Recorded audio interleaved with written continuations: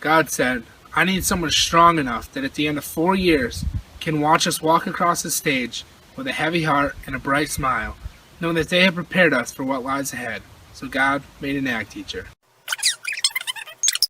Soon after God made an ag teacher, he said, I need someone who's willing to study hard and work even harder. Someone who's willing to go above and beyond no matter what it takes. Someone who is willing to get up at the crack of dawn to face a day that is longer than most people's. Someone who is willing to attend school and be an active member of the FFA. Someone who is willing to go hours without eating just to make sure that the needs of their animals is taken care of first.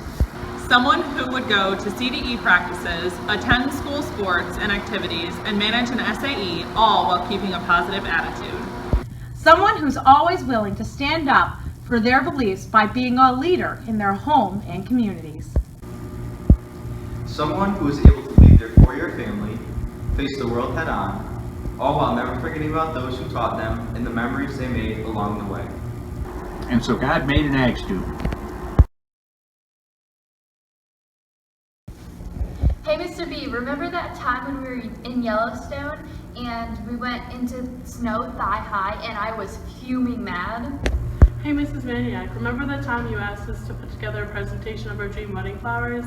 I don't think you expected us to put together a presentation of our celebrity husbands and dream food. So one time in Montana, we pulled over on the side of the road, we saw a bunch of cars, so we wondered what's the matter, and got our scopes out, and we saw about 3 or 4 wolves on the hillside next to us, and they were chasing a group of bighorn sheep to the cliffs, and it was just a fascinating moment. Remember that time Alex and I flipped a canoe and pretended we were in the Pirates of the Caribbean? Remember that time at Nationals when we made that fake hotel bill for the girls' room? It was like over $500. Yeah, we convinced them that they needed to pay for their excess Wi-Fi use and stuff. And Miss Dunn and you were both in on it? Hey Miss Bennett, remember that time you booked us a ghetto hotel after our horse show and we were all afraid we were going to get bedbugs? Hey, remember that time when we all thought we could get a tire on the bead, but we didn't realize how much more soap we needed? So we ended up turning the shop into a bubble bath, but you know. Remember that time we were all day landscaping Miss Plasky on field day and Sam was singing Bohemian Rhapsody in the mulch pile until she promised to buy us ice cream? Hey Caitlin, remember that time when we were drawing blood from Daisy and Sarah fainted?